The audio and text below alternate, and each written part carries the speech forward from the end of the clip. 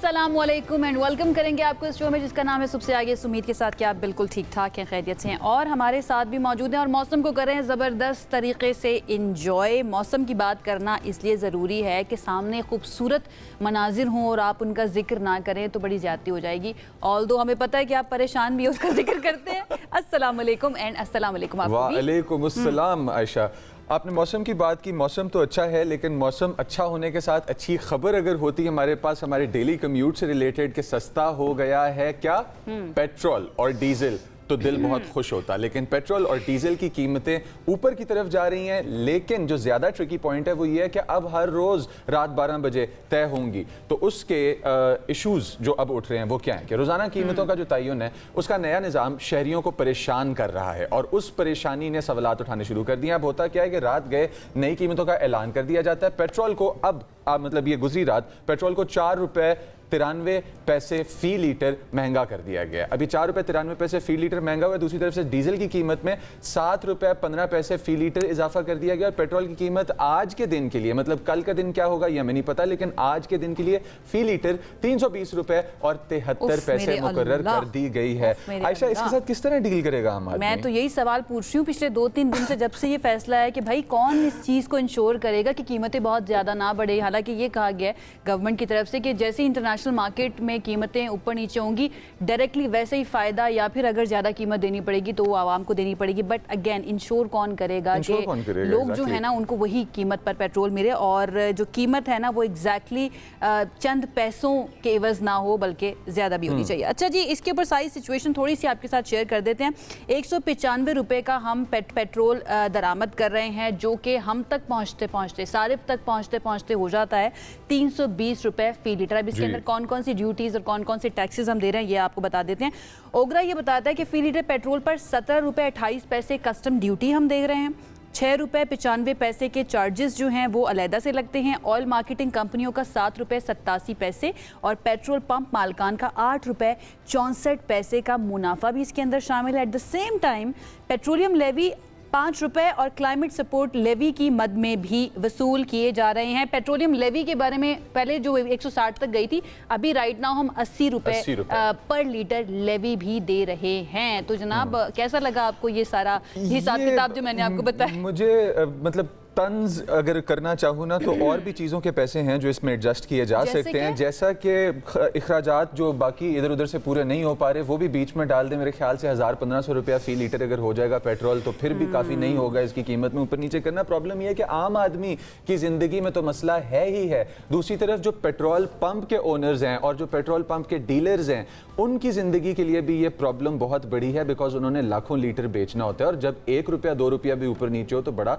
मसला शुरू हो जाता है। सबसे पहले ना अवाम क्या कहते हैं, अवाम किस तरह से परेशान है और ये जो फैसला नया किया गया है कि रोजाना की बुनियाद पर कीमतों का तयन होगा, अवाम की ज़बानी सुनते हैं, उसके बाद पेट्रोल पंप मालिकान और उनके जो मसाइल हैं उनको भी डिस्कस करेंगे।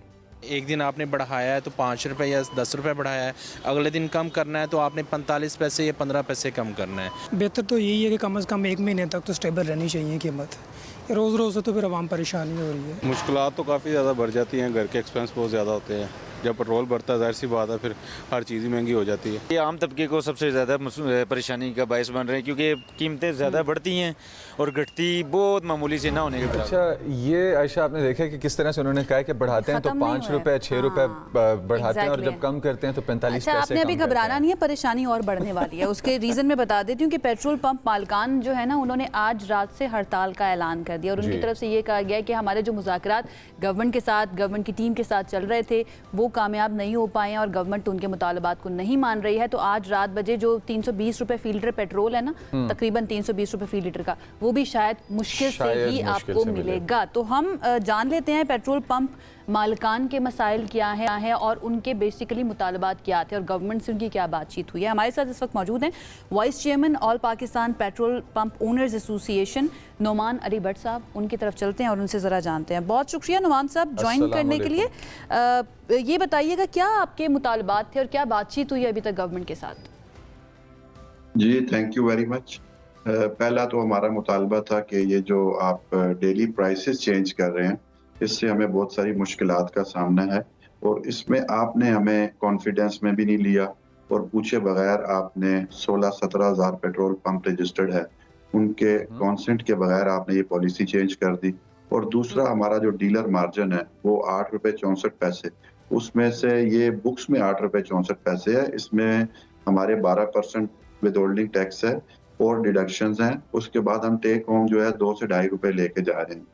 तो ये चीजें हमने दो सामने रखी थी इनके साथ मिनिस्टर साहब के पास कल, तो वो उन्होंने जो है उस पर कोई रिस्पांस नहीं दिया, जिसकी वजह से हमारे मुज़ाकरात नाकाम हो गए हैं। और आज 12 बजे से रात हम जो है वो फिर काम करना छोड़ देंगे, क्योंकि हर बंदा जो है वो काम तो फायदे के लिए करता है, नुकसान के लिए तो कोई भी जी नहीं बिल्कुल करता। सही कह रहे हैं आप। हड़ताल के ऊपर मैं आती हूँ, लेकिन पहले आपने कहा कि आपके लिए ये डुएबल नहीं है, बड़ा मुश्किल हो जाएगा रोज़ाना की बुनियाद पर अगर कीमतें तब्दील होती हैं तो। क्या मुश्किलात आएंगी, थोड़ा सा उसको एक्सप्लेन कीजिएगा, स्पेशली पेट्रोल पंप मालकान को। जी देखिए, डाउन दी लाइन डीलर या पेट्रोल पंप मालिक जो है वो काम कर रहा होता है, वो टोटली हर टाइम 24/7 जो है इंटरेक्शन होती है उसकी कस्टमर के साथ। देखिए, गवर्नमेंट ने कहा जी अब नोटिफिकेशन नहीं हुआ करेगा, अब प्राइस जो है वो चेंज कर दी जाएगी डेली। जब डेली प्राइस चेंज होती है तो कंज्यूमर जो कस्टमर आता है वो हमारे साथ लड़ाई झगड़ा करता है आए रोज।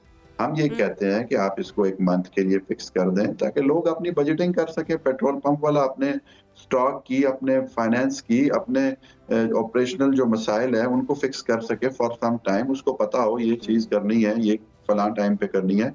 जब डेली चेंज आता है तो वो हमारे लिए जो है प्रॉब्लमेटिक है। वजीर साहब कह रहे हैं कि इससे तो शफाफियत और ज़्यादा बढ़ेगी, ट्रांसपेरेंसी बढ़ेगी, कि जैसे ही कीमतें कम होंगी इंटरनेशनल मार्केट में आम लोगों तक उसका असर पहुंच जाएगा, बढ़ेंगी तब भी असर पहुंच जाएगा। आपको लगता है कि इससे शफाफियत नहीं बढ़ेगी? जी शफाफियत बढ़ी है ना, अभी देखें ना, अब आज भी बढ़ी है रात 12 बजे। और जो है फिर उसके बाद ये 35 पैसे जो उन्होंने कम किया है वो बहुत अच्छी शफाफियत है, ये भी आपके सामने आई है। तो ये कैसी शफाफियत है? शफाफियत एक छोटी सी बात के बारे में गाइड करते चलें। बहुत खूबसूरत अंदाज में आपने कहा कि शफाफियत बढ़ी है, आज रात भी बढ़ी है। जो लॉसेज हैं ज़रा उनके बारे में थोड़ा सा एक्सप्लेन करते चलें, क्योंकि हमारे जो पेट्रोल पंप्स हैं वो कम्युनिकेशन इंडस्ट्री का रीढ़ की हड्डी कंसिडर की जाए अगर, तो आपने एक जगह से दूसरी जगह जाना है बगैर तेल के, बगैर एनर्जी के आप नहीं जा सकते। लॉसेस के बारे में थोड़ा सा बात करें कि अगर इस पैटर्न को फॉलो किया जाता है तो लॉसेस बिजनेस एंड पे किस तरह के एक्सपेक्ट किए जा सकते हैं? देखिए जी, आपको पता है कि हमारा जो मार्जिन है वो 8.64 जो डॉक्यूमेंटेड है वो फिक्स्ड है। तो ये जब इंक्रीज होता है रेट तो हमें उससे भी लॉस होता है, हम कोई फायदे में नहीं होते। लोग कहते हैं कि पेट्रोल पंप वाले को फायदा हो गया। हमारे जब नंबर ऑफ लीटर्स सेल कम होती है तो अल्टीमेटली हमारे जो मार्जिन है वो मल्टीप्लाई बाय उससे होता है जो नंबर ऑफ लीटर्स होते हैं। तो हमें जब इन्वेस्टमेंट भी हमारी बढ़ जाती है, जब 1 लीटर 100 रुपए का आ रहा था पहले, अब वो 300 रुपए का आ गया, आपका तो मार्जिन वही है, उल्टा आपका मार्जिन कम हो रहा है। एक तो हमें ये फाइनेंशियल लॉस है, ठीक है जी। तो दूसरा, हमें जो चीजें दूसरी कमोडिटीज तो कम नहीं हो रही ना, वो तो बढ़ती जा रही हैं। तो ये भी हमें एक एक्सपेंसेस का भी जो ओवरहेड है वो भी हमारा बढ़ता जा रहा है। तो हम तो नहीं है फायदे में ना।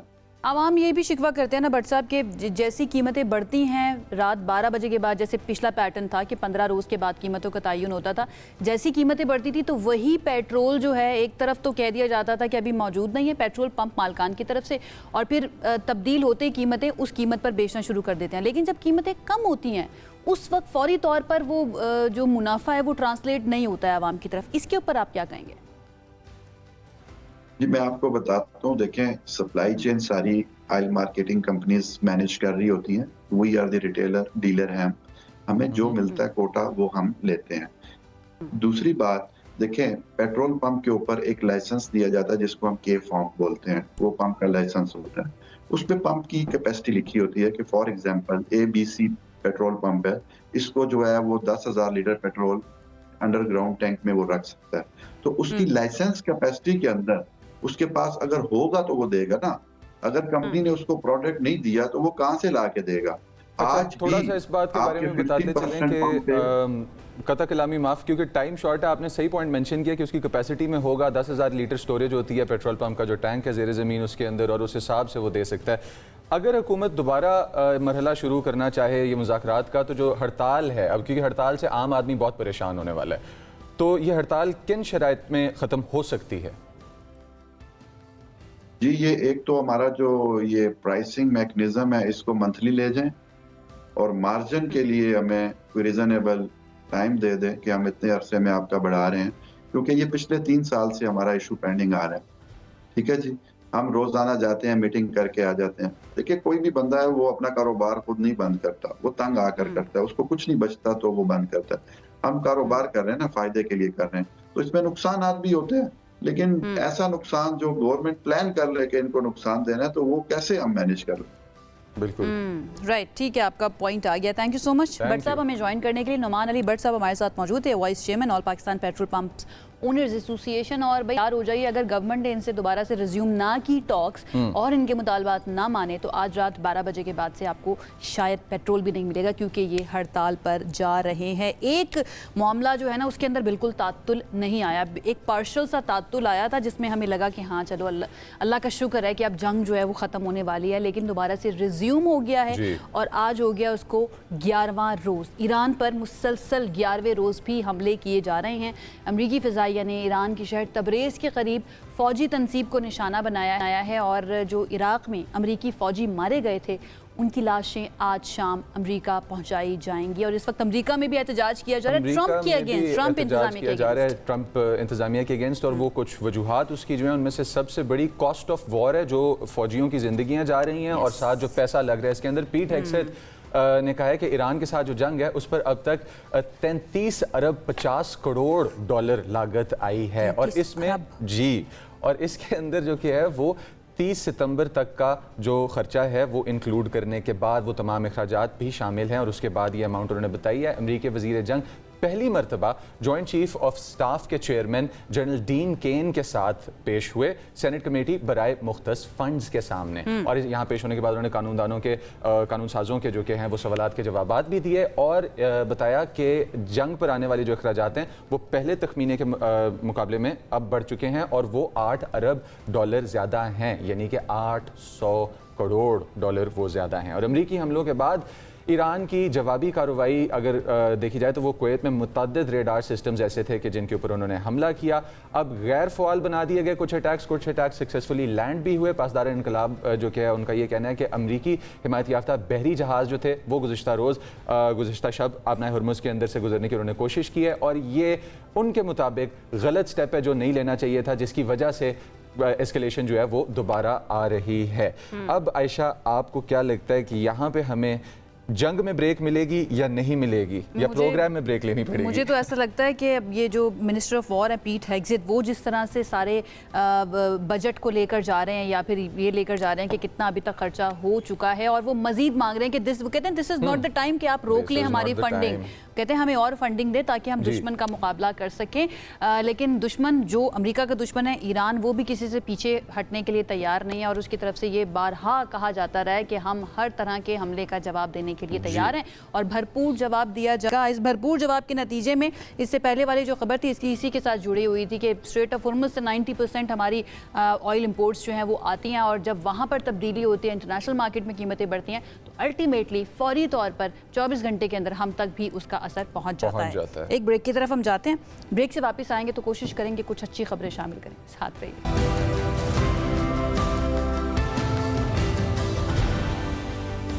जी, वेलकम बैक। एंड जिस तरह से आपको बता रहे थे कि जाने से पहले भी क्या चीज़ें हैं जो आपके लिए ज़रूरी हैं और क्या चीज़ें हैं जिन तरफ आपका फोकस होना चाहिए। मॉनसून के अंदर आपका फोकस नदी नालों की तरफ और एनडीएमए और पीडीएमए की इशूड वार्निंग्स की तरफ होना चाहिए, क्योंकि मॉनसून का ताकतवर स्पेल जारी है। अब लाहौर समेत पंजाब के मुख्तलिफ ऐसे शहर हैं कि जहाँ पे बारिशों के बाद हादसात में कई अफराद अभी तक जाँ बहक हो चुके हैं, कहीं 12 कहीं 14। आपके पास डेथ की रिपोर्ट आ रही है, आपके पास नदी नालों के अंदर तूफ़ानी की रिपोर्ट आ रही है। खैबर पख्तूनख्वा की अगर हम लोग बात करें तो वहाँ पे 2 रोज़ बारिशों के बाद कई अफराद जहाँ बाक होने की दोबारा रिपोर्ट है और 18 अफराद, उससे ज़्यादा ही होंगे जो ज़ख्मी होंगे। रिपोर्ट्स 18 अफराद की हैं। अब पीडीएमए के मुताबिक बारिशों और सैलाबी रेलों के अंदर कई मकानात जो कि 20 के करीब बताए जाते हैं, तो तकरीबन 18 से ऊपर और तकरीबन 20-22 के करीब ऐसे मकानात हैं कि जिनको डैमेजेस माइल्ड या एक्सट्रीम पहुँचे हैं हैं। इसी के साथ इस्लामाबाद रावलपिंडी के अंदर भी बादलों ने डेरे डाल लिए, वक्फे वक्फे से बारिश हो रही थी और इस्लामाबाद की बारिश मुझे एक्चुअली अच्छी लग रही थी क्योंकि वो इतनी डेंजरस नहीं थी। इतनी डेंजरस अभी तक नहीं थी, अभी लेकिन तक फिर नहीं भी थी। एहतियात तो बहुत ज़्यादा ज़रूरी है। फोरकास्ट क्या रहेगी आने वाले दिनों के अंदर और कहाँ कहाँ गुजरे दिनों में बारिश हुई है, राइट नाउ कहाँ पर हो रही है, ये जानेंगे। लेकिन खैबर पख्तूनख्वा के अंदर कौन कौन से इलाके ऐसे हैं जो ज़्यादा मुतासर हुए हैं, उनके बारे में थोड़ा सा बता देते हैं। खैबर मुतासर हुआ है, कुरम मुतासर हुआ है, चित्राल, अपर चित्राल, लोअर चित्राल, दीर के बारे में खबरें आ रही हैं कि वो मुतासर हुआ है। मानसहरा और एबटाबाद में भी काफ़ी नुकसान पहुँचा है और काफ़ी तेज़ बारिश वहाँ पर हुई है। हमारे साथ दो इस वक्त मौजूद हैं गेस्ट, उनकी तरफ हम जाएंगे और उनसे जानेंगे कि उनके पास क्या अपडेट्स हैं हमें देने के लिए। Director forecasting Met Irfan Virk साहब हमारे साथ मौजूद हैं और KPPDMA तर्जुमान अनवर शहजाद साहब भी हमारे साथ मौजूद हैं। पहले मैं चाहूँगी कि हम थोड़ा फोरकास्ट जान लें कि क्या मौसम रहने वाला है आने वाले दिनों के अंदर, कौन से लोग ऐसे हैं किस शहर के जिन्हें ज़्यादा मोहतात रहना है। इरफान विर्क साहब, बहुत शुक्रिया ज्वाइन करने के लिए। बताइएगा कल के रोज़ कहाँ कहाँ बारिश हुई है और इस वक्त कहाँ कहाँ बारिश हो रही है, आने वाले दिनों में कहाँ कहाँ के लोगों को ज़्यादा मोहतात रहना है।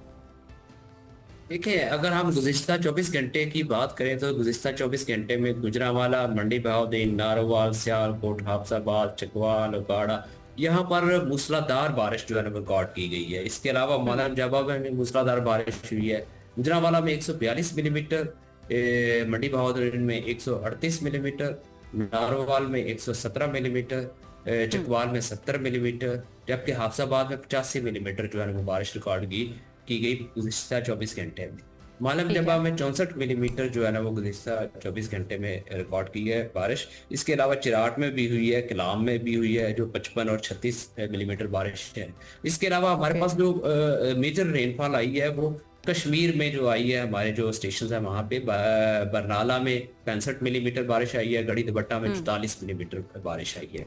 अगले आने वाले जो 2 रोज होंगे ये मजीद जो है ना वो बारिश होगी। और अभी भी अगर हम इस वक्त जब बात कर रहे हैं तो इस वक्त बखर, झंग और ये जो लैया है इसके गिरदोनवा में जो है ना वो बारिश हो रही है बाज़ इलाकों में। और आने वाले जो वक्त होगा इसमें हम एक्सपेक्ट कर रहे हैं कि जो बलाई पंजाब के दीगर इलाके होंगे वहाँ पर भी बारिश हो जाएगी। इसमें लाहौर, गुजरांवाला, नारोवाल, सरगोदा और इसके गिरदनवा के जितने भी इलाके होंगे यहाँ पर दोबारा से बारिश होगी। शेखपुरा में भी बारिश है।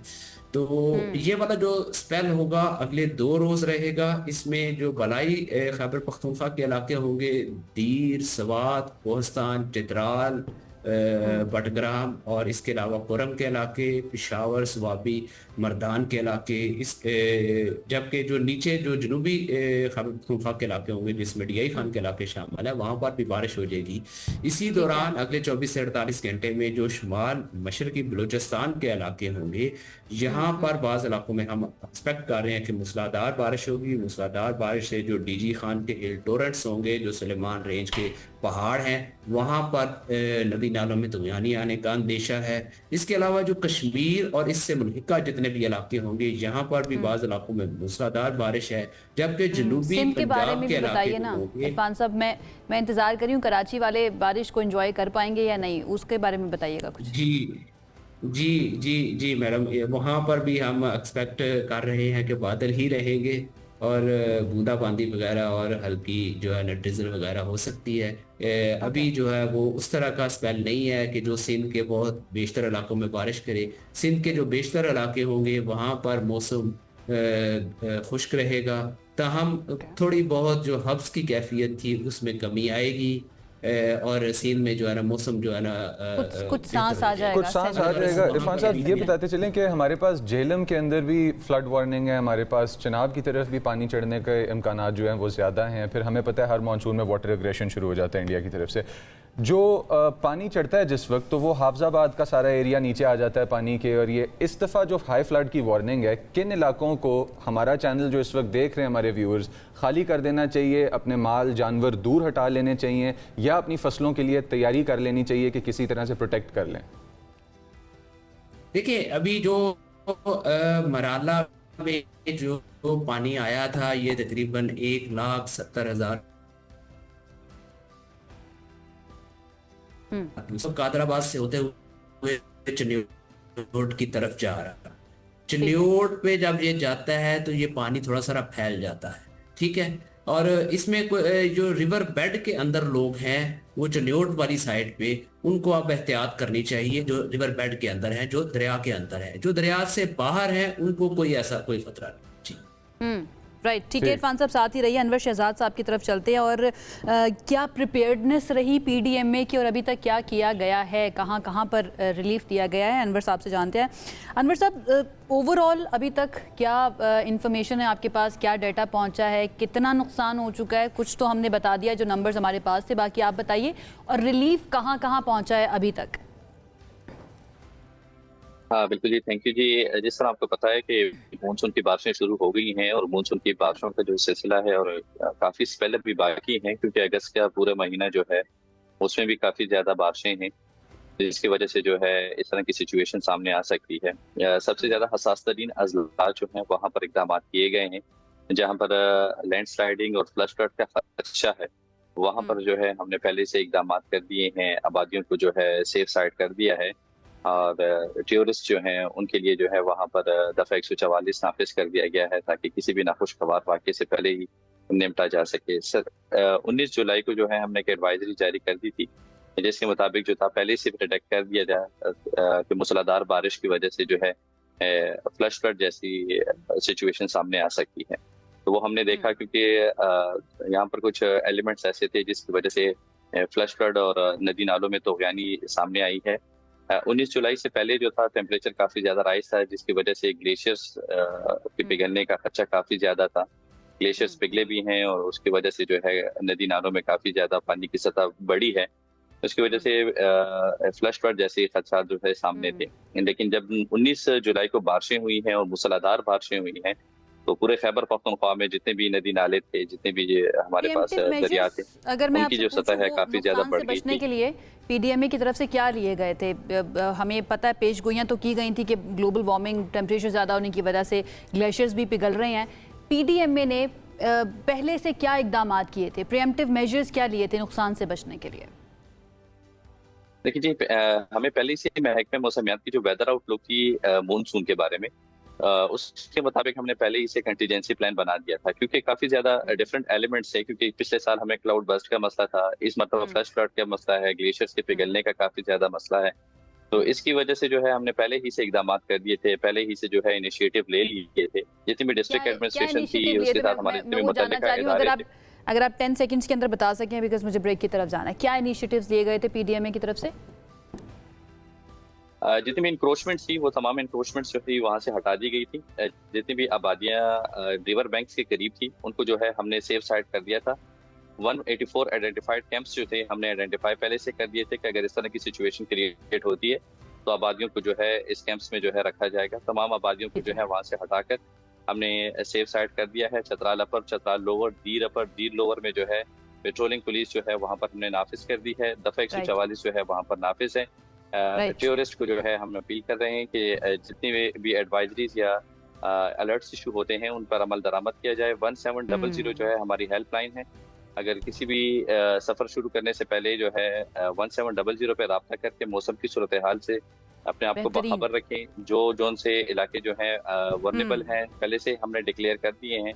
ठीक है, ये बहुत अच्छी बात अनवर साहब आपने की है, ये कि जो इंस्टीट्यूट्स हैं, जो हमारे इदारे हैं, वो इकदाम कर रहे हैं, लेकिन एट द सेम टाइम आपको खुद भी ख्याल रखना है। अगर आप सफ़र करना चाहते हैं माफ़ कीजिएगा, 1700 हेल्पलाइन है, उस पर कॉल करके आप पहले पूछ लीजिए कि वहाँ पर हालात कैसे हैं, उसके बाद अपने सफ़र का आगाज़ कीजिए ताकि आप खुदा न खास्ता किसी जानी या माली नुकसान से बच सके। बहुत शुक्रिया अनवर साहब आपका। इरफान ब्रिक साहब आपका भी शुक्रिया में ज्वाइन करने के लिए। एक ब्रेक की तरफ हमें जाना है, ब्रेक से अभी वापस आ रहे हैं, साथ रहिए।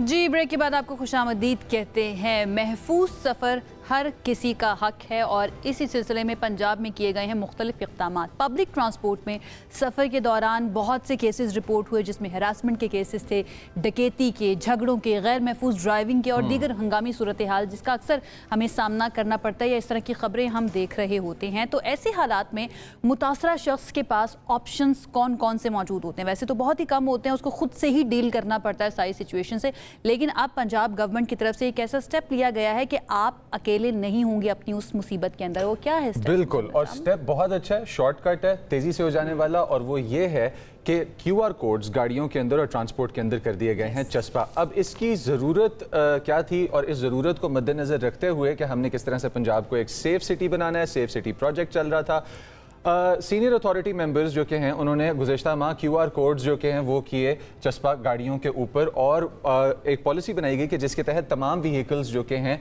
उनके ऊपर ये लगाना ज़रूरी होगा कि ताकि कंप्लेन जब करने लगने लगे तो ट्रांसपोर्ट के अंदर जिसमें बसें, वैगनें, रिक्शे, टैक्सियाँ और तमाम तर जो ट्रांसपोर्ट के मेथड्स हैं वो सारे शामिल हैं कि यहाँ पे अगर किसी को हरासमेंट का या किसी तरह का प्रॉब्लम आए तो सबसे पहले तो प्रॉब्लम ये आता है कि आप अपना एग्जैक्ट लोकेशन नहीं बता सकते कि आप कहाँ पे मौजूद हैं या आपको किस तरह का प्रॉब्लम है। QR कोड आप स्कैन करेंगे और आपका करीब तरीन जो पुलिस का इदारा है या सेफ्टी का इदारा है या सेफ्टी का ऑफिस है या सेफ्टी के अरकान है आपके जो पब्लिक सेफ्टी के लिए गवर्नमेंट ने डिप्लॉय किए हैं, उन तक आपकी कंप्लेन पहुँच जाएगी और आपकी एग्जैक्ट लोकेशन पे वो भी पहुंच जाएंगे बहुत तेजी के साथ। आई थिंक हमारी माओ बहनों और बेटियों के लिए और उन ड्राइवर हजरात के लिए कि जो अपने जहन के ऊपर काबू ना पाते हुए हरासमेंट की तरफ जाते हैं और बदतमीजियां करते हैं और दीगर हरकत हैं कि जो हमारे सामने आई सोशल मीडिया पर करते हैं, ये बड़ा ज़बरदस्त स्टेप है कि हमारे सिक्योरिटी फोर्सेज के जो अरकान हैं वो फ़ौरन वहाँ पे पहुँच जाएंगे। हमारे साथ मौजूद हैं इस वक्त दो मेहमान, उनकी तरफ जाते हैं। पंजाब सेफ सिटीज़ अथॉरिटी के डेप्यूटी चीफ एप्लीकेशन है सफ़ीर अब्बास साहब और सीनियर कम्युनिकेशन ऑफिसर हैं अनस आवान। इन दोनों को वेलकम, बहुत शुक्रिया हमें ज्वाइन करने के लिए। सफ़ीर, सबसे पहले मैं आपकी तरफ आना चाहूँगी, प्लीज़ ये बताइएगा ये पैनिक बटन अब जो मुतारिफ करवाया गया है पंजाब के अंदर कैसे काम करेगा ये? जी, thank you very much for inviting me in the show.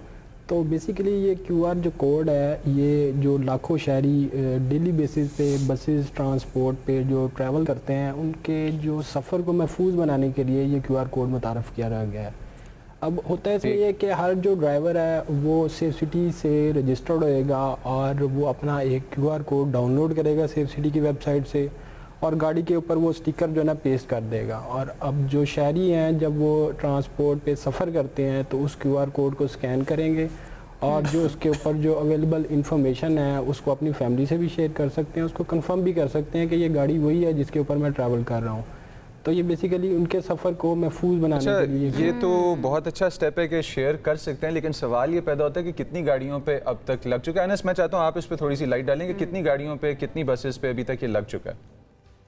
जी, इसमें हमारे पास जो है ना वो 25,000 से ज़्यादा ड्राइवर्स ने जो है वो ये QR कोड डाउनलोड करके अपनी गाड़ियों में अटैच किया है। इसके अलावा जो इमाम बारगाहों में QR कोड लगे हैं हमारे, अगर उनको हम काउंट करें इनके साथ तो तकरीबन 30,000 QR कोड जो हैं हमारे वो डिप्लॉय कर चुके हैं हम इनको। अच्छा, यानी कि कोशिश की जा रही है कि ज़्यादा से ज़्यादा गाड़ियों के ऊपर इसको चस्पा किया जा सके। सफ़ीर, आपकी तरफ मैं आऊँगी, अगर किसी गाड़ी के ऊपर QR कोड मौजूद नहीं है तो फिर क्या कोई उसके खिलाफ कार्रवाई की जाएगी, कोई एक्शन लिया जाएगा?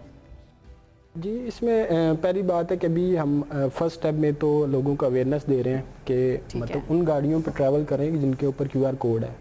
QR कोड होने का मकसद ये है कि जिस गाड़ी पे QR कोड लगा है वो इस बात की श्योरिटी है कि उस गाड़ी प्रॉपरली एक्साइज में रजिस्टर्ड है और वो जो गाड़ी के ऊपर कोई FIR नहीं है, वो चोरी की नहीं है और उसके ऊपर जो ड्राइवर सवार है उसका कोई क्रिमिनल रिकॉर्ड नहीं है, प्लस उसके प्रॉपर ड्राइविंग लाइसेंस है। तो ये 5-6 चीज़ें जो कंफर्म हो जाती हैं QR कोड के ऊपर, तो हम पब्लिक में अंदर जो अवेयरनेस अभी फर्स्ट स्टेप के अंदर दे रहे हैं ताकि उन गाड़ियों के ऊपर सवार हों जिनके ऊपर QR कोड लगा हुआ है और उसको स्कैन करके प्रॉपर वेरीफाई भी करें।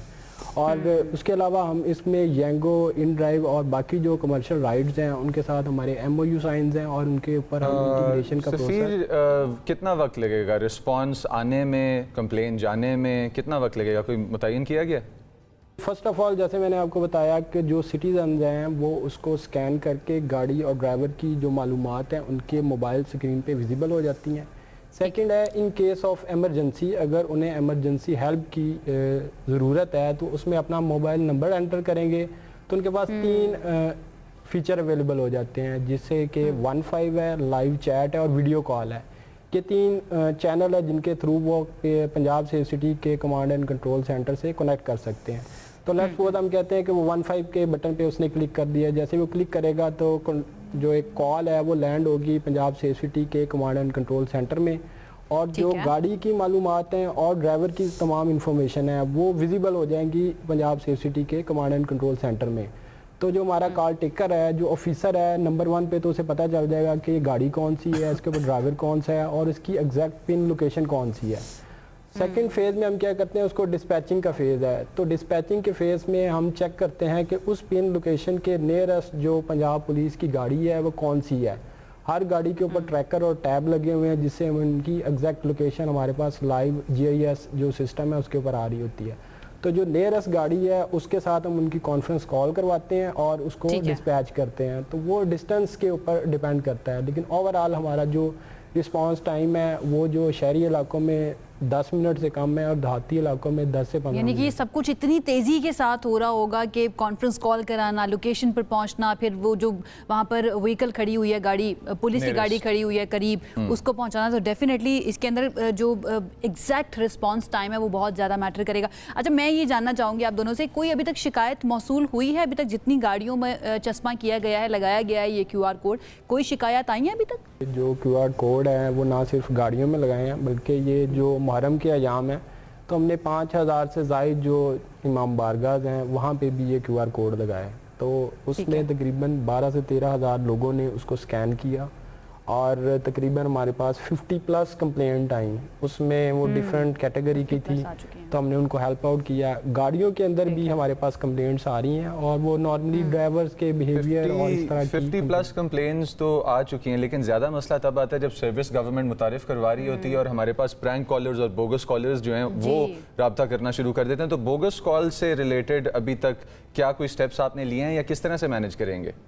अभी तो हम हर बोगस कॉल के ऊपर तो नहीं कर रहे, लेकिन जो हमारे फ्रीक्वेंट बोगस कॉलर हैं जो हॉक्स कॉल करते हैं और उन्होंने एक रूटीन बना ली हुई है, तो हम जो टॉप के जो हॉक्स कॉलर हैं उनको आइडेंटिफाई करते हैं और हम उनको उनके नंबर पे कॉल करके वार्न भी करते हैं, SMS भी भेजते हैं और अगर वो फिर भी आवाज़ नहीं आता तो उनके ऊपर हम मुतलका जो डिस्ट्रिक्ट पुलिस है उसके थ्रू उनके ऊपर FIR भी बहुत अच्छा है। जो आदि मुजरिम है उसके खिलाफ कार्रवाई होनी चाहिए, स्पेशली जो इस तरह की फैसिलिटी का इस्तेमाल कर रहा है गलत कामों के लिए, प्रैंक करने के लिए। Thank you so much Safeer and Anas साहब हमें ज्वाइन करने के लिए। एंड पंजाब वाले जो है ना, वाकई उनके लिए ये बहुत अच्छा स्टेप लिया गया है, बाकी सूबों के अंदर भी होना चाहिए क्योंकि वहाँ से भी ऐसी आवाज़ें उठती हैं कि भाई पंजाब में अगर ये सब कुछ हो रहा है तो हमारा क्या कसूर है, हमारे लिए भी कुछ कर दो।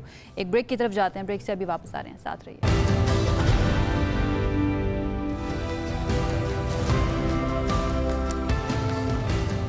जी welcome back from that break. और जिस तरह ब्रेक पे जाने से पहले आप पंजाब के सेफ्टी मेजर्स के और सेफ्टी प्रोटोकॉल्स के बारे में देख रहे थे कि पब्लिक को हरासमेंट से बचाने के लिए QR कोड्स चस्पा किए जा रहे हैं पब्लिक ट्रांसपोर्ट के ऊपर। कराची में से भी आवाज़ उठी और जिस तरह आयशा ने अभी सेगमेंट जो पिछला था उससे ब्रेक पे जाते हुए क्लोजिंग में बताया कि पूरे मुल्क से आवाज़ें उठ रही हैं कि हमारी मदद को भी आएँ, तो कराची में से भी एक बहुत इंटरेस्टिंग आवाज़ उठी और वो हमारी फेलो ब्रॉडकास्टर, हम अगर उनको एक पर्सनैलिटी कहें तो वो कम है और अगर हम उन्हें एक सेलिब्रिटी कहें तो वो ज़्यादा है, जहाँ पे हमारा सवाल भी उनसे होगा। माया खान ने एक पोस्ट की जो बड़ी इंटरेस्टिंग पोस्ट थी और वो सेफ सिटी प्रोजेक्ट से इंस्पायर होने के बाद की, और उस पोस्ट में ये कहा सोशल मीडिया पे कि which is now the talk of the town कि कराची और कराची वालों को बचा लो, और साथ उन्होंने कुछ वीडियोस वगैरह भी शेयर की थी। तो कराची और कराची वालों को बचाने का, क्योंकि आयशा कराची में वक्त गुजार के आई हैं, पहले तो मैं आयशा से पूछना चाहता हूँ कि आयशा कराची वालों को बचाना क्या मतलब है? मैं तो पंजाब में रहने वाला हूं, मतलब ये है कि देखें वो अप्रिशिएट भी कर रही हैं पंजाब में जो मेजर्स लिए जा रहे हैं, एट द सेम टाइम वो कह रही हैं कि हमारे बारे में भी कोई सोच लेना। एक तरफ अप्रिसिएशन है तो दूसरी तरफ उनका शिकवा भी है। तो मेरे से बेहतर है हम माया से ही पूछ लेते हैं। हमने माया को इस वक्त लाइन पर लिया है, उनसे जान के उनका शिकवा क्या है या फिर क्या वो दर्द उन्होंने या तकलीफ महसूस की कि जिसकी वजह से उन्होंने ये पोस्ट लिखी। माया, थैंक यू सो मच हमें ज्वाइन करने के लिए। सबसे पहले तो ये बताइए, ये जो आपकी इंटरेस्टिंग सी पोस्ट है, स्पेशली ये QR कोड्स के बारे में जो पंजाब में सेफ ट्रैवल्स के लिए, सेफ ट्रांसपोर्ट के लिए पंजाब हुकूमत की तरफ से किया गया, इसके बारे में ज़रा बताइए। ये कराची से लग रहा है जैसे आप थोड़ी सी मायूस हो गई हैं। देखिए, मेरी पोस्ट का मकसद किसी शहर को दूसरे शहर से कंपेयर करना नहीं था। मुझे पंजाब की ये काविश, ये इनिशिएटिव अच्छा लगा, खुशी हुई देखकर कि मेरे मुल्क का एक शहर तरक्की कर रहा है। कंपैरिजन नहीं करना चाह रही थी, लेकिन देखकर इस इनिशिएटिव की तारीफ़ की, ख़ास तौर पर ख़वातीन की सिक्योरिटी के हवाले से, उनकी सेफ्टी के हवाले से। इसलिए मैंने तारीफ़ कर दी, लेकिन साथ साथ दिल में एक एहसास भी हुआ कि काश ये कराची में भी हो। जिस रफ्तार से जो हालात और सहूलियात पंजाब या उस तरह के दूसरे शहरों में नज़र आती है, कराची में भी होनी चाहिए। कराची से मोहब्बत करती हूँ, इसलिए जब अच्छी मिसाल कहीं देखी, ना सिर्फ पाकिस्तान में बल्कि दुनिया में कहीं भी देखे, तो उसको जो है अप्रिशिएट करना चाहिए। ख्वाहिश करती हूँ कि अपने शहर के लोगों को भी वही सहूलियात जो हैं वो अवेलेबल हो, वही तहफ़्फ़ुज़। ये बड़ी अच्छी बात है कि दुनिया में जहाँ भी कहीं देखें सिर्फ पाकिस्तान ही उस चीज़ को अडॉप्ट करना चाहिए। तो कराची के इंफ्रास्ट्रक्चर को अगर आप देखें तो उसमें आपको क्या शिकायत हैं कि क्या चीज़ें हैं जो इम्प्रूव हो सकती हैं, क्या चीज़ें हैं जो नहीं अभी तक आई? क्या क्या नहीं हो सकता? चीज़ पर मुस्तकिल प्लानिंग होने की ज़रूरत है। सड़कें, ट्रैफिक, मैनेजमेंट, बारिशें, पानी के बाद बारिश के बाद पानी जमा होना, पैदल चलने वालों के लिए तकलीफ़ होना, ख़वातीन के लिए कोई सिक्योर जगह होना, ये वो चीज़ें हैं जिस पर काम करने की ज़रूरत है। और अगर इस पर कोई सवाल उठा रहे तो क्या गलत है? कराची पाकिस्तान का सबसे बड़ा शहर है, सबसे अहम शहर है, दिल है पाकिस्तान का। इसलिए यहाँ पर हर शहरी को बेसिक्स और सिक्योरिटी प्रोवाइड करना हुकूमत का काम है और उनका राइट। इकोनॉमिक हब है पाकिस्तान का कराची, डेफिनेटली उसकी तरफ निगाह होनी चाहिए। अब माया, वैसे हमें बहुत सी सेलिब्रिटीज़ आप समेत नज़र आ रहे हैं जो कराची के मसाइल के ऊपर बार बार बात कर रहे हैं, बार बार आवाज़ उठा रहे हैं। आपको लगता है, कुछ उम्मीद है कि कुछ फ़र्क पड़ेगा? सेलिब्रिटीज़ का मतलब क्या है? जिनके पास तमाम सहूलियात मौजूद हैं, या जिनको एक्स्ट्रा जो है वो कहीं कोई सर्विसेज मिल जाती हैं? तो नहीं, अगर आपका सेलिब्रिटी से ये मकसद है कि लोग पहचाने जाते हैं तो अल्हम्दुलिल्लाह, मैं भी उन चेहरों में से एक चेहरा हूँ जिनको अल्लाह ने बहुत इज़्ज़त दी है और लोग पहचानते हैं। लेकिन अगर आप ये कह रहे हैं कि कहीं से हम प्रिविलेज्ड हैं कि हमारे यहाँ बिजली नहीं जाती, या हमारे यहाँ गैस के बिल नहीं देने पड़ते, या हमारे यहाँ जो है जब पानी के लिए टैंकर वालों को फ़ोन करना होता है और जब पानी का जो वो स्ट्राइक होती है तो हमें पानी नहीं मिलता, जब बिजली जाती है तो हम बाहर पंखे लेकर और कोई भी चीज़ अपने आप को जो है ना वो हवा दे रहे होते हैं, या मैं खुद अपनी बजाते खुद की बात करती हूँ, मैं सेफ़ महसूस नहीं करती, मुझसे अब गाड़ी नहीं चलाई जाती क्योंकि मुझे डर लगता है, क्योंकि किसी भी सिग्नल पर हमारी गाड़ी रुकेगी और इतने ज़्यादा वो हालात ख़राब हो, या तो पीछे से कोई गाड़ी मारेगा और आप उससे से निकलेंगे कि भाई तूने गाड़ी क्यों मारी, और उसके बाद आपके साथ वारदात हो जाएगी, या फिर आपको जो है कोई ज़बरदस्ती आपके ऊपर वाइपर मारेगा आपकी विंड स्क्रीन पर आके, आप उसे शीशा नीचे करेंगे, मना करेंगे, उसी वक्त जो है ना जिस तरीके से एक रैकी चाचा जो हैं वो हर जगह नज़र आ रहे हैं, उनको पकड़ा जा रहा है। ओ माई गॉड, मैं सिक्योर फील नहीं करती हूँ। Being a woman I don't feel secure. But ये बात है, फैक्ट्स हैं, ये मैं तो नहीं कह रही। हाँ, सेलिब्रिटी होने का एक और जगह फ़ायदा होता है और वो ये है कि हमारी आवाज़ सुनी जाती है, हमारी आवाज़ पहुंच जाती है, ये हमारी ज़बान और हमारे अंदाज़ और हमारे अल्फाज पे लोग हमसे रेजोनेट कर पाते हैं, हमारी बातों को महसूस कर पाते हैं कि हाँ यार, ये भी हमारी तरह एक आम शहरी हैं। सो आई एम सॉरी अगर मेरी पोस्ट से कोई ऑफेंड हुआ है, तो मेरा मकसद किसी को ऑफेंड करना नहीं था, सिर्फ़ और सिर्फ ये मकसद था कि अपने पाकिस्तान के एक बड़े शहर में अगर कोई चीज़ हो रही है ख़वातीन की तहफ़्फ़ुज़ के लिए, तो वो मेरे शहर में भी होनी चाहिए। नहीं, you should not be sorry, इसमें सॉरी कहने की कोई बात नहीं है। ये बहुत ज़रूरी है कि इसके बारे में बात की जाए। और कराची हो, बलूचिस्तान हो, खैबर पख्तूनख्वा हो, ये तीनों सूबे, या इसके अलावा जो आज़ाद कश्मीर है, गिलगित बल्तिस्तान है, वहाँ के लोग अगर पंजाब को देखकर इंस्पायर होते हैं और अपनी हुकूमतों से कहते हैं कि भाई यहाँ पर भी वो इकदाम करें, यहाँ पर भी वो इंफ्रास्ट्रक्चर लेकर आएँ, तो वो बिल्कुल गलत नहीं है और उसके ऊपर बार बार बात होनी चाहिए। और हम कोशिश करते हैं कि इसके ऊपर बात है कि उन्होंने अपनी पोस्ट पे शेयर किया। आई थिंक बाकी सेलिब्रिटीज़ को भी ये ट्रैक लेना चाहिए और इस तरह के पब्लिक इश्यूज को उठाना चाहिए, क्योंकि आपकी बात सुनी जाएगी। और जहां मायरा ने कहा कि सेलिब्रिटी कौन होता है, जिसके पास पब्लिक एंगेजमेंट होती है, आई बॉल्स होते हैं, जिनकी तरफ इन्फ्लुएंस होते हैं, वो सेलिब्रिटीज होते हैं और उनको आवाज उठानी चाहिए, उठा भी रहे हैं। बहुत अच्छी बात करें। और अच्छी बातों की अगर हम बात करें तो एक बहुत बड़ा, थैंक यू सो मच हमें ज्वाइन करने के लिए। अच्छी बातों की अगर बात करें तो हमारे पास इलाज मुआवजा मेडिकल की फील्ड तरक्की कर रही है, पाकिस्तान भी उस रास्ते पे गामजन है। और कैंसर एक बहुत बड़ा प्रॉब्लम बन चुका है इस वक्त, और मरीजों की तादाद पाकिस्तान के अंदर मुसलसल बढ़ती चली जा रही है। और हर साल हमारे मुल्क के अंदर तकरीबन 1,85,000, विच आई थिंक इज बहुत कम नंबर बताया जाता है, ये ट्रैक में आता है, क्योंकि तशखीस जिनकी होती है उनको आप गेज कर सकते हैं। इस 1,85,000 के नंबर से लेके 2 लाख तक ऐसे नए कैंसर केसेस हैं जो सामने आते हैं हर साल हमारे पास। और 1,20,000 से ज़ायद अफराद इस मूजी मर्ज के बायस जान से हाथ धो बैठते हैं।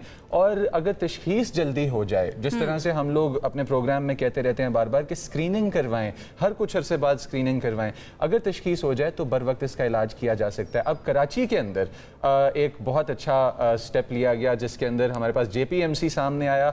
जिना हस्पताल के अंदर सितंबर से जदीद तरीन ब्रेस्ट रेडिएशन थेरेपी और सहूलियात ब्रेस्ट रेडिएशन थेरेपी की सहूलत जो है उसका आगाज़ हो रहा है। रोज़ाना 400 से ज़ायद कैंसर के मरीज़ों को मुफ्त रेडियो थेरेपी फराहम की जाएगी और ये इलाज जो है बिल्कुल मुफ्त होगा, इसके कोई पैसे नहीं लिए जाएंगे। इसकी फ़ीस अगर लागत की बात करें ना, फ़ी मरीज़ तकरीबन 20 लाख रुपए आते हैं और अगर आप JPMC में जाएंगे सितंबर के बाद तो ये बिल्कुल मुफ्त होगा। इसके साथ साथ आपको बता देते हैं कि टोमोथेरेपी जैसी जदीद तरीन सहूलियात जो है ना वो भी इसके अंदर मौजूद होंगी और जितने भी कैंसर की अक़साम हैं उनकी ना सिर्फ तशख़ीस की जाएगी बल्कि उसके अंदर आपकी मदद भी की जाएगी। इसको ज़रा समझ लेते हैं कि ये कितना अर्सा तक जारी रहेगा और इसके अंदर कौन कौन सी थेरेपीज़ कौन सी सहूलियात मौजूद होंगी। हमारे साथ इस वक्त मौजूद हैं professor emeritus doctor Tariq Mahmood जो सरबरा हैं शोबा रेडिएशन ऑन्कोलॉजी JPMC। अस्सलाम वालेकुम डॉक्टर तारिक, कैसे हैं आप? वालेकुम अस्सलाम, बहुत शुक्रिया आपका मुझे इनवाइट करने का।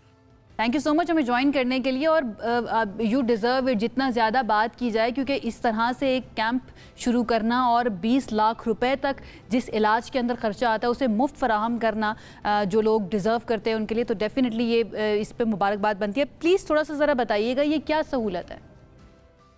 देखिए, जिना हॉस्पिटल के अंदर जो रेडिएशन ऑन्कोलॉजी का डिपार्टमेंट है ये गवर्नमेंट ऑफ सिंध और पेशेंट्स एड फाउंडेशन के ताउन से बना और चल रहा है। 2012 में हमने पहला साइबर नाइफ लगाया था, आज हम 2026 में हैं। जैसे आपने बताया कि सितंबर में हमारे 2 यूनिट्स और ऑपरेशनल हो रहे हैं, तो हमारे पास 8 रेडिएशन के यूनिट JPMC में ऑपरेशनल होंगे और इसमें हर तरह का कैंसर का इलाज रेडिएशन किया जा सकता है, किया जाएगा। और इस वक्त भी हमारे 6 यूनिट ऑपरेशनल है। सितंबर से जो नई फैसिलिटी हो रही है वो ये है कि ब्रेस्ट कैंसर पाकिस्तान में जैसे आपने बताया 1,85,000, उसमें तकरीबन हर साल 30,000 ब्रेस्ट कैंसर के पेशेंट हर साल और नए ब्रेस्ट कैंसर के पेशेंट्स के लिए रेडिएशन की स्लॉट नहीं मिलती। जो नया सेक्शन है बिल्किस सारेदी पे 160 ब्रेस्ट कैंसर के पेशेंट को डेली करेगा। अदरवाइज हम साइबर नाइफ, टोमोथेरेपी और बाकी फैसिलिटीज पहले भी दे रहे हैं। ये कुछ इलाज जो है जैसे साइबर नाइफ का इलाज है वर्ल्ड वाइड तो ये 50,000 से $1,20,000 तक चार्ज किया जाता है, जो कि अल्हम्दुलिल्लाह पाकिस्तान पूरी दुनिया पे वाहिद फ्री फैसिलिटी है जहाँ ये मुफ्त इलाज आपको अवेलेबल है।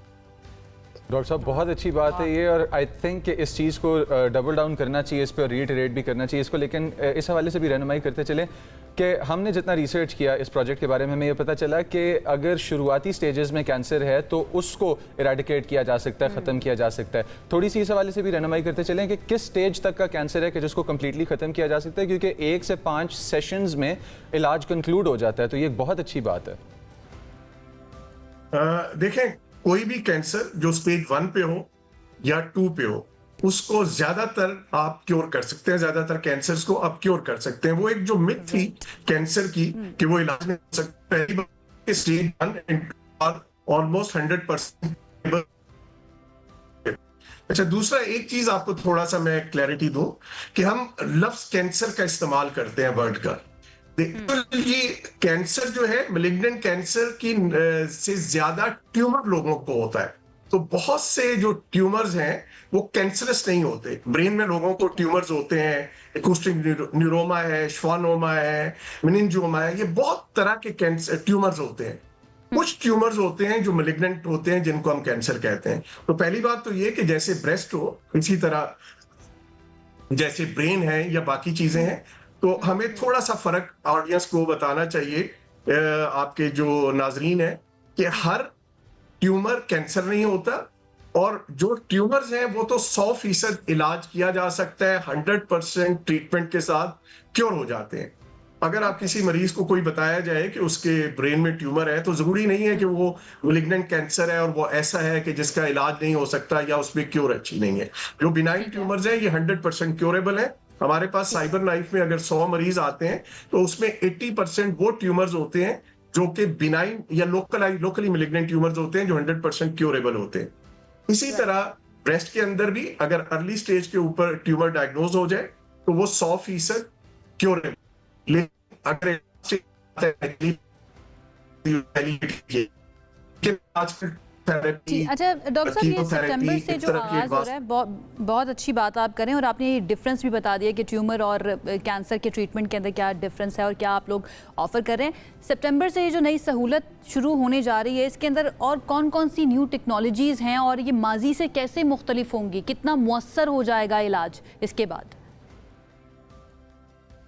ये बहुत अच्छा आपने सवाल किया। एक्चुअली जो ब्रेस्ट कैंसर है औरतों में ज्यादातर लेफ्ट ब्रेस्ट में होता है।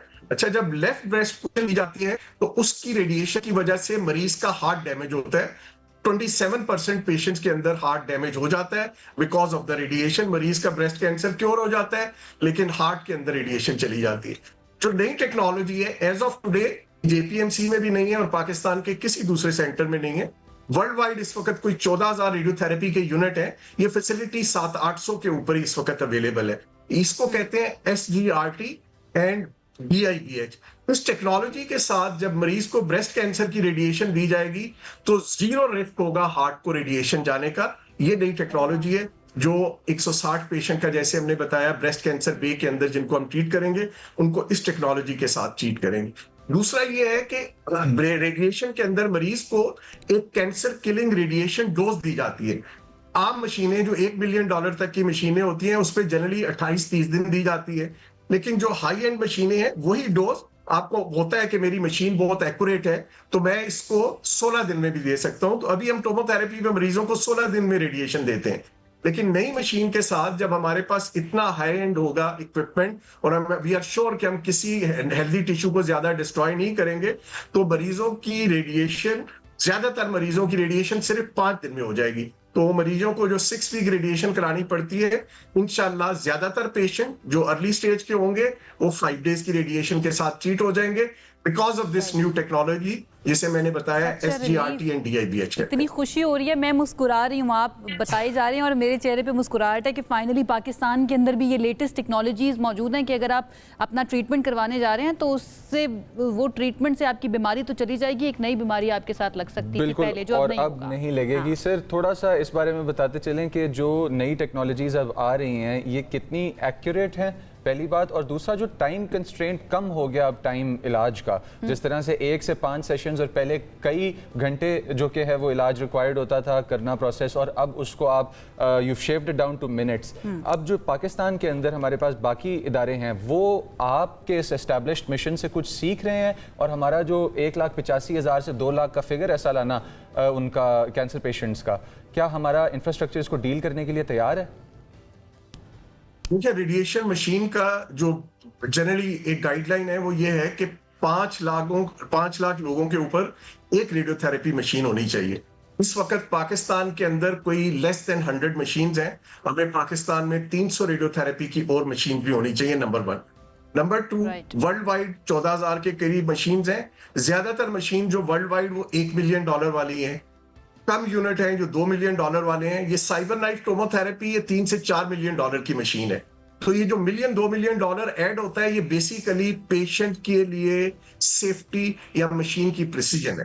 तो अल्लाह का शुक्र है, हमने इस वक्त हमारे सारे यूनिट जो है cyber knife tomotherapy cutting edge के ऊपर है, और एज ऑफ टुडे पाकिस्तान में टोमोथेरेपी किसी दूसरे सेंटर में अवेलेबल नहीं है। लेकिन मुझे पूरी उम्मीद है कि बाकी गवर्नमेंट्स भी सिंध की पब्लिक प्राइवेट पार्टनरशिप को देखते हुए इन चीजों को फॉलो करेंगे और बाकी जगहों के ऊपर भी लगाएंगे। साइबर नाइफ की तो ब्यूटी ये है कि वो 1 मिलीमीटर से हेल्दी टिश्यू ज्यादा डिस्ट्रॉय नहीं करता, तो उसकी वजह से उसमें प्रिसीजन है। रेडियोथेरेपी के अंदर जो टोमोथेरेपी है ये इस वक्त कटिंग एज के ऊपर है विद SGRT, और उसके अंदर चीजें ऐड हो गई हैं, और एज ऑफ टुडे जैसे मैंने कहा नहीं है, लेकिन मुझे उम्मीद है और लोग इसके ऊपर बड़े सेंटर्स जो पाकिस्तान के या पब्लिक सेक्टर के इंस्टीट्यूशन इसको फॉलो करेंगे और कटिंग एज टेक्नोलॉजीज पाकिस्तान में। हमारी भी यही उम्मीद है। In the end last 30 seconds के अंदर डॉक्टर साहब अगर आप ये बता सकें राइट नाउ कितने कैंसर पेशेंट्स इस वक्त ये इस सहूलत से फ़ायदा उठा रहे हैं, और अगर कोई आना चाहता है JPMC और इस सहूलत से फ़ायदा उठाना चाहता है तो क्या तरीक़ाकार है? इस वक्त हमारी कैपेसिटी है कोई 220 से 230 मरीजों की। सितंबर ऑनवर्ड हम 400 से ज्यादा मरीजों को डेली ट्रीट कर सकेंगे। कोई भी बंदा जिसको ट्यूमर हो या कैंसर डायग्नोज हो, जिना के हमारा ईमेल है cyberknife@jpmc cyberknife gmail@ cyberknifejpmc@gmail.com, cyberknifejpmc@gmail.com। Karachi के मरीज आ सकते हैं, कराची से बाहर हमारे पास 24 मुल्कों से 178 शहरों से लोग आके इलाज करा के जा चुके हैं।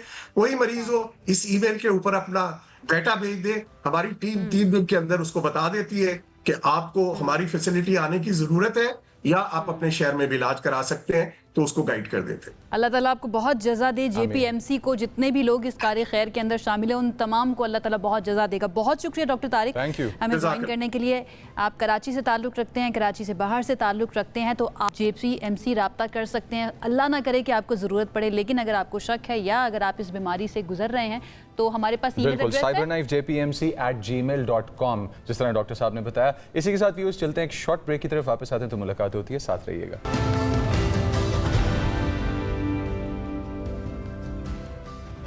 जी, ब्रेक के बाद आपको खुशामदीद कहते हैं। दुनिया ग्लोबल विलेज है और कोई भी मुल्क अब ऐसे नहीं कर सकता कि मैं अपनी पॉलिसी खुद बनाकर चलूँगा और इर्द गिर्द जो भी मेरे पास ममालिक मौजूद हैं उनके साथ अच्छे ताल्लुक हों या ना हो, कोई फ़र्क नहीं पड़ेगा। जब तक हमारी कोऑर्डिनेशन बेहतर नहीं होगी, हमारी दोस्तियाँ हमारे हमसायों से अच्छी नहीं होंगी, तब तक हम भी तरक्की नहीं कर सकते, हमारा ख़ित्ता भी तरक्की नहीं कर सकता। और जब बात आती है पाकिस्तान की, तो पाकिस्तान का ट्राइड एंड टेस्टेड जो दोस्त है, सबसे बेहतरीन दोस्त, वो समझा जाता है चीन को, क्योंकि हमें बहुत सी फील्ड्स के अंदर कोऑर्डिनेशन भी नज़र आती है, इंटीग्रेशन भी नज़र आती है, बिजनेस अपॉर्चुनिटीज़, कल्चरल इंटरेक्शन जो है ना वो भी बहुत ज़्यादा है। और इसके अंदर जो अहम किरदार अदा करते हैं ना वो होते हैं हमारे सफ़ीर, जिनको ट्रेन करके भेजा जाता है कि भाई आपने वहाँ पर जाकर किस तरह से अपने मुल्क को करना है रिप्रेजेंट।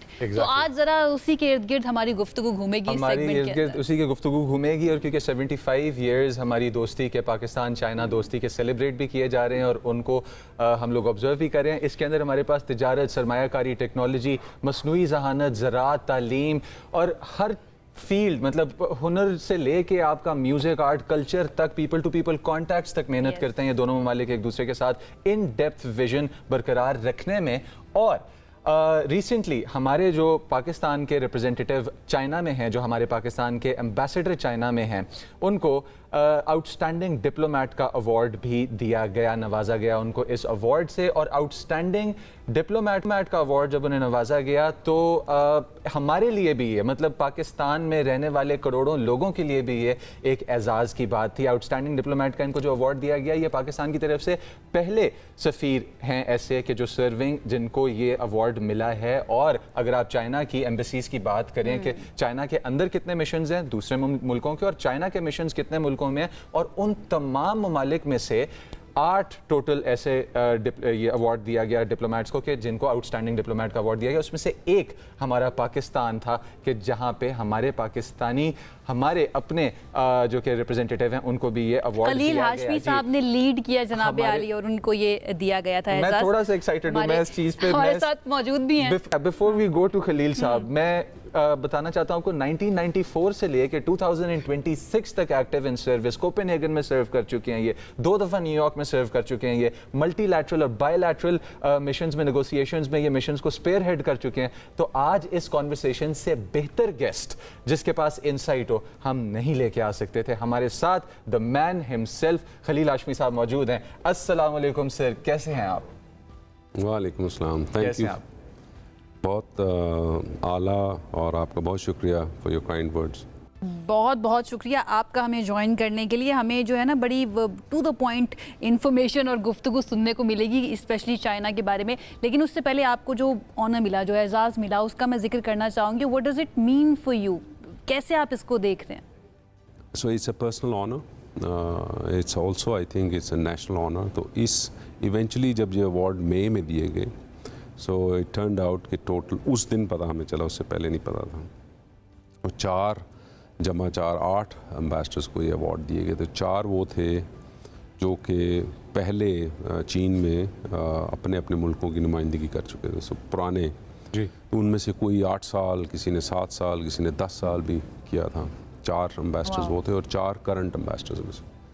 उसमें से ख़ास बात ये थी कि बाकी जो 7 एम्बेसडर्स, 4 तो वैसे काफ़ी अरसा रह चुके हुए, तो जो 3 करंट भी थे उन सब में से सबसे कम अरसा मुझे हुआ था चीन में होते हुए। तो मैं समझता हूँ इसकी सिग्निफिकेंस ये है कि ये आई थिंक चीनियों के ख्याल में क्योंकि इसके दो पहलू हैं, एक तो ये है कि ये जो professional excellence as seen by Chinese वो भी एक मेयार था, और दूसरा ये है कि उसके साथ साथ कि पाकिस्तान और चाइना या अदर जो एम्बेसडर्स थे उनके केस में उन्होंने बायलैटरल रिलेशंस को क्या नई चीज़ें, कौन से ऐसे एक्सेप्शनल स्टेप्स लिए जिससे कि उन्होंने उनको स्ट्रेंथन किया। सो आई थिंक ये इन दो वजूहात की वजह से ये मेडल जो हैं दिए गए। सो लेट्स नॉट फॉरगेट कि ये 190 के करीब एम्बेसीज़ हैं चाइना में, 190 एम्बेसडर हैं।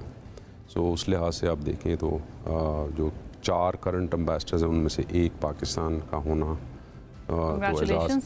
बहुत बहुत मुबारक हो आपको। It's an honour for us also. ये बताइए, इस वक्त हम जिस दौर में खड़े हुए हैं दुनिया के, खलील साहब, एक्स्ट्राऑर्डिनरी सर्कमस्टांसेस हैं, और दोस्ती जो है उसका पता तभी चलता है जब मुश्किल के अंदर हालात होते हैं। पाकिस्तान और चाइना की दोस्ती राइट नाउ इस दौर के अंदर, जब एक तरफ अमेरिका और ईरान की जंग लगी हुई है, दूसरी तरफ अफगानिस्तान के साथ भी हमारे मामलात, एक तरफ इंडिया है हमारे, कैसे देखते हैं, कहाँ पर स्टैंड करती है हमारी दोस्ती? पाकिस्तान और चीन के जो ताल्लुकात हैं, ये जो रियासतों के ताल्लुकात हैं उसमें काफ़ी मुनफरद हैं, इस वजह से कि इसमें कोई भी जो इंटरस्टेट रिलेशनशिप है उसमें तब्दीली, तगैर जिसे कहते हैं, ऊपर नीच होती रहती है।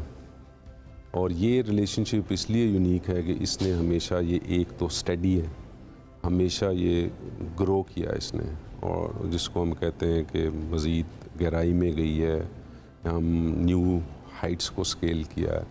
तो प्रेडिक्टेबल है, स्टेबल है, स्टेडी ग्रोथ है, तो ये चीज़ें इसको बनाती हैं यूनिक। एक और सेंस जिसमें ये यूनिक है वो इसका जो डीएनए है या इसका जो फंडामेंटल कंस्टिट्यूएंट है इस रिलेशनशिप के, at the core of it is the high degree of mutual strategic trust.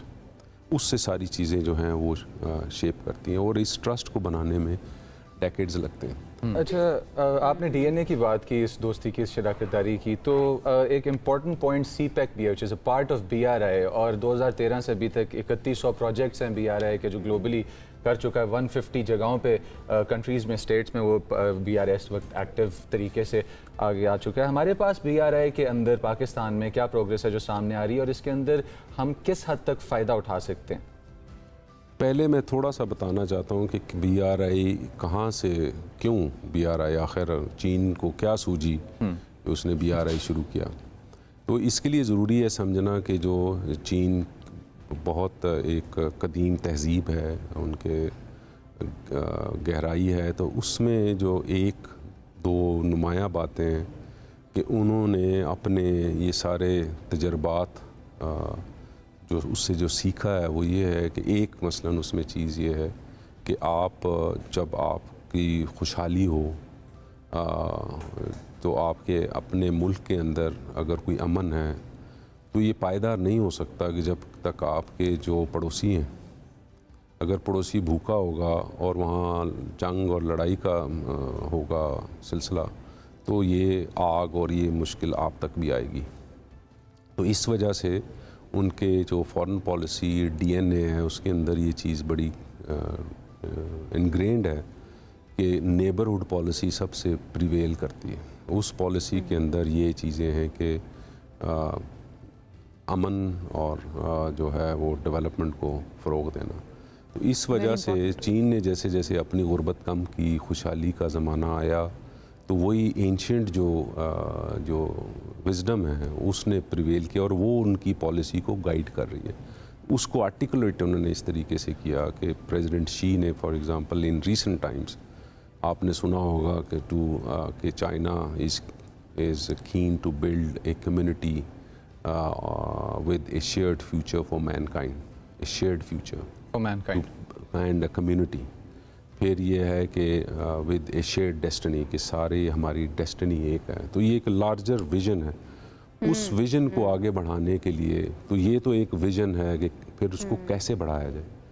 तो उसकी प्रैक्टिकल मैनिफेस्टेशन है वो भी आ रहा है। एम्बेसडर साहब, विजन भी तो मल्टी फैसेटेड होता है ना। आपने बिजनेस एस्पेक्ट बताया जैसे बेल्ट एंड रोड इनिशिएटिव के बारे में। Eight the same time China को कुछ लोग ये भी कहते हैं कि इनफॉर्मल सुपर पावर तो अब बन ही चुका है, और एम्बेसडर्स का हमेशा से ये काम होता है कि ताल्लुकात भी अच्छे करने, अपने मुल्क की जाके अच्छे से सिफारतकारी भी करनी है। एट द सेम टाइम उस मुल्क में अगर उसके अपने मुल्क यानी कि पाकिस्तान के लोग जा रहे हैं तो उनको गाइड भी करना है, उनके लिए अपॉर्चुनिटीज़ भी क्रिएट करनी है।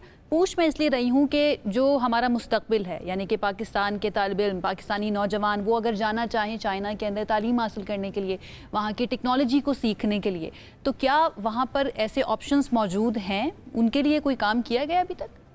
इस वक्त पाकिस्तानी जो स्टूडेंट्स हैं या फॉरेन स्टूडेंट्स किसी एक मुल्क से, उनका जो नंबर है, पाकिस्तान सर फहरिस्त है चाइना में 29,000 के करीब पाकिस्तानी स्टूडेंट्स हैं। इनमें से 90% जो स्टूडेंट्स हैं वो मास्टर्स डिग्री, पीएचडी और पोस्ट डॉक में हैं, और इनमें से भी ओवरवेलमिंग मेजॉरिटी डिफरेंट साइंसेस के सब्जेक्ट्स को परसू कर रहे हैं। इनमें से बहुत सारे 50-60% के करीब स्टूडेंट्स ऐसे हैं जो चाइना उनको स्कॉलरशिप देता है। तो जो अपॉर्चुनिटीज़ हैं एग्जिस्टिंग और जो नई अपॉर्चुनिटीज़ जिनको हम हार्नेस कर रहे हैं, उसमें एक तो जो हमारे from medicine to engineering to other, आप जिस तरह एआई या दूसरे डिसिप्लिन्स हैं, तो इसमें हमको हमारी कोशिश है कि ज़्यादा से ज़्यादा स्टूडेंट्स जो हैं वो एडमिशन लें, बट ऑल्सो हम स्टूडेंट एक्सचेंजेस को प्रमोट कर रहे हैं कि जो यूनिवर्सिटियों के दरमियान फैकल्टी का एक्सचेंज और स्टूडेंट एक्सचेंज, उसके नंबर को बढ़ाया जाए कि अगर कोई 2 साल का मास्टर्स का प्रोग्राम कर रहे हैं तो एक सेमेस्टर वो जाके उधर कर ले और उनके सेमेस्टर के वो लोग इधर आके कर लें, और क्रेडिट आवर्स जो हैं वो ट्रांसफ़र हो जाएं। अच्छा, अब थोड़ा सा ना बिजनेस मोटिवेशंस के बारे में बताएं in the light of technology and exchange, कि किस तरह से पाकिस्तान जो कि है वो चाइना को मैच कर सकता है और वहाँ तक पहुँच सकता है। हमारा तरक्की का जो सफ़र है चाइना के साथ दोस्ती से कैसे बेनिफिट होगा? हमारे तरफ से जो हमारी कोशिश है और एफर्ट है, हम इसको अलाइन कर रहे हैं CPEC 2 से। CPEC 2 में agriculture is a priority area. Similarly, ICT is another area, mining, minerals is another area, and then more broadly industrial cooperation. तो चूँकि ICT बहुत बड़ा सब्जेक्ट है, उसके अंदर चाइना ने चूँकि बहुत ज़्यादा एडवांसमेंट्स की हैं इन द लास्ट 10 years.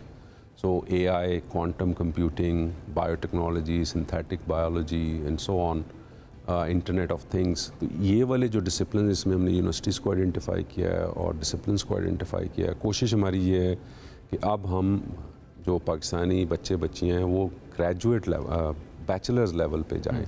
मैंने जिस तरह बताया 90% से ज़्यादा जो हैं मास्टर्स एंड अबव हैं। तो इसमें ये है कि जो एडिशनल चीज़ करनी होगी, क्वालिटी ऑफ एजुकेशन रैंकिंग्स बहुत बेहतर, बहुत अच्छी हो गई हैं चीनी यूनिवर्सिटियों की, ख़ासतौर पे न्यू इमर्जिंग फ्रंटियर टेक्नोलॉजीज़ में। उसमें यह है कि चीनी ज़ुबान 1 साल सीखनी पड़ेगी। तो मेरा ख्याल है कि but it is worth while, क्योंकि जो आप पैसे, अगर आपके अपने पैसे दे के बाहर जाके पढ़ना है, तो जो पैसे अगर आप कनाडा ऑस्ट्रेलिया में लगाएंगे, उससे आधे पैसों में आप एक हाई क्वालिटी एजुकेशन चीन में सीख सकते हैं और इट्स नेक्स्ट डोर। अच्छा एम्बेसडर साहब, हम ये देख रहे हैं कि चाइना इस वक्त लीडिंग पोजीशन में है। जब हम एआई की बात करें, हम टेक्नोलॉजी की बात करें या डिफरेंट इनोवेशंस की बात करें, हम बहुत कुछ सीख सकते हैं डेफिनेटली, और हमारे पास अपॉर्चुनिटीज़ भी हैं। पाकिस्तान को कितना वक्त लगेगा वहाँ तक पहुँचने के लिए, उस स्टेटस को गेन करने के लिए जो इस वक्त चाइना के पास है, या फिर हम उसके करीब करीब भी पहुँच जाएँ? मैं समझता हूँ कि ये जो नए डिसिप्लिन और नई जो टेक्नोलॉजीज़ हैं, इसके ऊपर फोकस भी है, और मैं समझता हूँ this is the direction that we are aiming to go, specifically AI and quantum computer chips. ये सारी चीज़ें जो हैं, इसके लिए कुछ ना कुछ हमारे पास इकोसिस्टम मौजूद है, लेकिन मेरे ख़्याल से वो काफ़ी नहीं है, और हमारी उसी तरफ तवज्जो है कि इसके लिए for example data centres, AI, sovereign AI, जिसमें आप ख़ुद अपने जो आपका सारा डेटा है वो आप ख़ुद उसको प्रोटेक्ट करें, नहीं तो आपको बाहर के सर्वर्स पे उसको होस्ट करना पड़ेगा, ना उसकी प्राइवेसी रहेगी और वो कॉम्प्रोमाइज़ हो जाएगा। तो इन चीज़ों के ऊपर काफ़ी तवज्जो है, और आई थिंक चीन के अंदर एंड आई से ओपनली दैट 20वीं सदी में अगर चीन अमेरिका अगर जिसको लैंड ऑफ अपॉर्चुनिटी कहा जाता था, so it's very clear to me that in 21st century China is the new land of opportunity. इतना ज़्यादा काम की रूटीन में इंडल्ज करना और इस लेवल के काम पे इंडल्ज करवाना अपने आप को, जिम्मेदारियां हैं आपके पास, इतना कुछ है करने को, स्ट्रेस तो होता होगा, ओवरवेल्म भी हो जाते होंगे, किस तरह से मैनेज करते हैं? बैलेंस आपको नहीं लगता कि मुश्किल है मेंटेन करना थोड़ा सा? मैं वर्जिश करता हूँ और बाकायदगी से करता हूँ, और ख़ास तौर पर जब से चीन में गया हूँ तो चीन में जाके मैंने वहाँ से एक एक्सरसाइज जिसको सीखा है, उसको चीनी ज़ुबान में जंजुआन कहते हैं, अंग्रेज़ी में रफ़ तर्जमा उसका स्टैंडिंग मेडिटेशन है। सो आप खड़े होते हैं और आप इस तरीके से, थोड़ा सा क्रच है और आप खड़े होते हैं स्टिल, और वो तकरीबन at minimum from 30 minutes to 45 minutes, that's the average time. Sometime जब टाइम होता है तो 1 घंटा भी कर लेते हैं। तो इसको कहना या देखना तो बड़ा आसान है, तो उसको, लेकिन इसके अंदर जो की चीज़ है वो है बाकायदगी।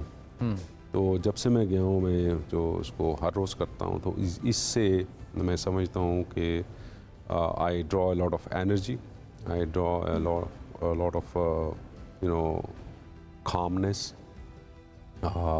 which is an antidote to stress. Also some clarity of mind आपको help you. So it's about this, ये जो exercise है, this is about accelerating your blood flow. अच्छा, रहनुमाई बहुत ज़्यादा ज़रूरी होती है एंड खलील साहब, मुझे लगता है कि आप बहुत अच्छे तरीके से रहनुमाई कर सकते हैं स्टूडेंट्स को भी, और वो तमाम लोग जो बिज़नेस करना चाहते हैं, चाइना से सीखना भी चाहते हैं, चाहे वो ट्रेड हो, आप जो तालिब इल्म हैं उनकी भी बात कर रहे थे, उनके लिए आप क्या मैसेज देंगे? पहले तो नौजवानों के लिए, और ख़ास तौर पे वो जो लोग FSC OA लेवल्स करके और उन्होंने आगे कॉलेज यूनिवर्सिटी में जाना है, तो मैं उनके लिए वही चीज़ कहूँगा जो मैंने अपने बेटे को कही थी, और वो ये थी कि ये 4 और 40 का खेल है। 4 और 40 का मतलब ये है कि आप 4 साल यूनिवर्सिटी या कॉलेज में जाएंगे, आपके पास बहुत सारी एनर्जी है, आप ये बेहतरीन टाइम है आपकी ज़िंदगी का, वालिदैन आपको देख नहीं रहे, आपको लॉट ऑफ फ्रीडम है, तो ये दोबारा टाइम नहीं आएगा। तो आपकी बुनियादी तौर पे 2 चॉइसेस हैं। So you have a choice कि आप खेल कूद में और इधर उधर की चीज़ों में वो टाइम गुजार दें, और 4 साल बड़ी जल्दी गुजर जाएंगे, लेकिन फिर 40 का वक्त आएगा, और उस 40 का मतलब है कि 40 साल की ज़िंदगी में पछतावे के अलावा आपको फिर मिलेगा कुछ नहीं। जो बिज़नेस है, आई थिंक बिज़नेस में हमें ये मैं ये कहूँगा कि जिस तरह मैंने कहा कि China is the new land of opportunity, लेकिन उस अपॉर्चुनिटी को हार्नेस करने के लिए कुछ तरीके और अतवार हमें अपने बदलने पड़ेंगे। आप जिस तरह मैंने कहा कि हमने 6 कॉन्फ्रेंसेस कराई, 6 दफ़ा हमने डिफरेंट सेक्टर्स में अपॉर्चुनिटीज़ क्रिएट किए। इसमें हम 150 कंपनीज लेके आए। इससे पहले हमने लाहौर में करवाई, मई में होम अप्लाइंसेस मैन्युफैक्चरिंग 80 के करीब लेके आए। 120 कंपनीज हम एग्रीकल्चर में यहाँ पे लेके आए। तो इन सब को हम लेके आते हैं, उनको तैयार करके आते हैं कि आपने पाकिस्तानी कंपनियों के साथ मिल के जॉइंट वेंचर्स आप प्लीज़ करें, तो उसके अंदर आप टेक्नोलॉजी को, नई टेक्नोलॉजी को अब्जॉर्ब करें, कैपिटल भी आपको मिल सकता है, मैनेजमेंट प्रैक्टिसेस भी हो सकती हैं। तो इस तरह का पाथ से, बिकॉज चाइना बहुत बड़ा मुल्क, इस लाइक कॉन्टिनेंट, हर मुल्क, दुनिया में 192 मुल्क हैं, हर मुल्क जो है उसको वो कोशिश है, और बहुत सारा कोशिश लोग कर रहे हैं कि ये तो एक ख़जाना है चीन, लेकिन उस ख़जाने को, ये मुफ्त में कोई चीज़ नहीं होती, आपको उसके लिए एफ़र्ट करनी है। तो मुझे बड़ी खुशी है कि हम इस सिलसिले में अपने तौर पे जो हम कर सकते हैं, हम अपना रोल प्ले कर रहे हैं। अच्छी बात यह है कि इस ख़जाने का मुंह पाकिस्तानियों के लिए खुला हुआ है। बहुत शुक्रिया खलील साहब, वर्ड ऑफ विजडम के लिए, स्पेशली जो स्टूडेंट्स के लिए आपने बात किया कि 4 साल आप अच्छे से गुजारें, आपके अगले 40 साल के लिए बेहतर है। बहुत बहुत शुक्रिया हमें ज्वाइन करने के लिए, एंड आई होप आप इसी तरह से काम करते रहें कि इतने छोटे से वक्त के अंदर आपको इतना बड़ा एजाज़ मिला है। जनाब खलील हाशमी साहब हमारे साथ मौजूद हैं, ambassador of Pakistan in China, और आज उन्होंने ग्रेस किया है अपनी प्रेजेंस से हमारे सेट को और हमारे इस शो को। इंशाल्लाह हम कोशिश करते रहेंगे कि आगे भी इस तरह के गेस्ट आपके लिए लेकर आते रहें जो आपकी रहनुमाई करें, आपको इन्फॉर्म भी करें, एट द सेम टाइम आपको बताएं कि what is actually happening in the world, ताकि आप ज़्यादा बेहतर प्रिपेयर हो सकें। इसके साथ ही वक्त हो चुका है ख़त्म। मुज़म्मिल अली खान एंड आयशा यूसुफ को दीजिए इजाज़त, आपसे मुलाकात करेंगे इंशाल्लाह कल। अल्लाह अल्लाह हाफिज़। हाफिज़।